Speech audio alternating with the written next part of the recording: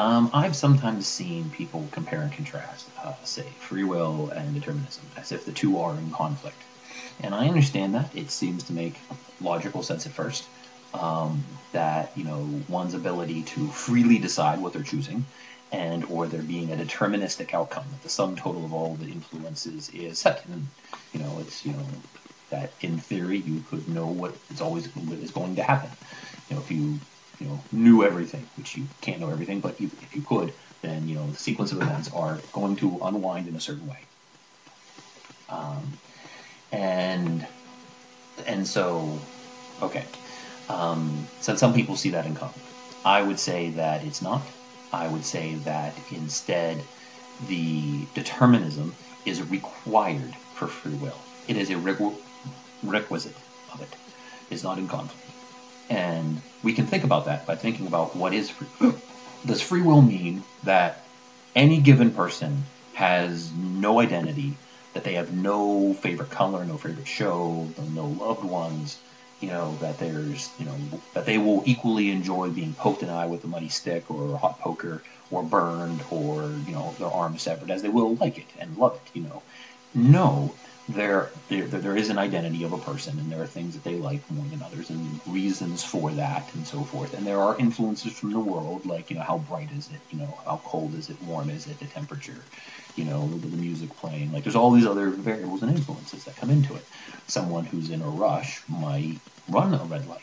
The same person in a different scenario where they have lots of time might stop at a red light, because it's a different scenario. They're making a choice, but they're making a choice because there are different influences between the two, which comes out with a different outcome. If I replay the exact same scenario, everything is identical. Every atom, subatomic particle, blah, blah, blah, blah, blah. Everything is identical. And say we just have some kind of rewind on time, and we rewind the time and play it again.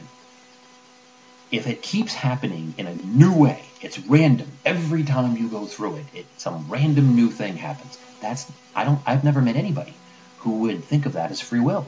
That you would be incapable of liking the same person, or liking the same show, or liking not being poked with a hot poker as much as liking being poked with a hot poker. That somehow that the choices are always random.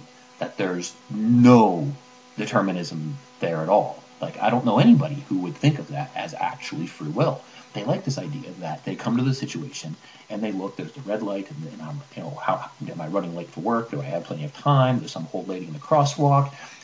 They come to the situation, and in that situation, you have the totality of all of those influences on you, and you make a choice. Now, even if I knew what that choice was going to be, that doesn't mean that the choice wasn't made.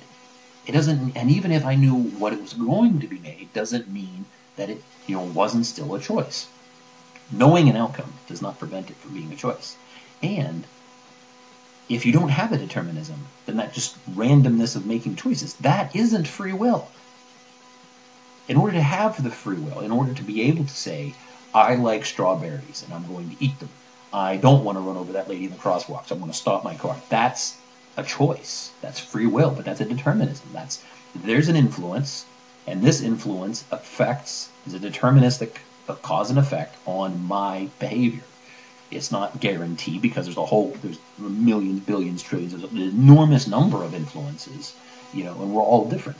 I'm not the same as somebody else. Somebody else in the same scenario might react differently to the same influences.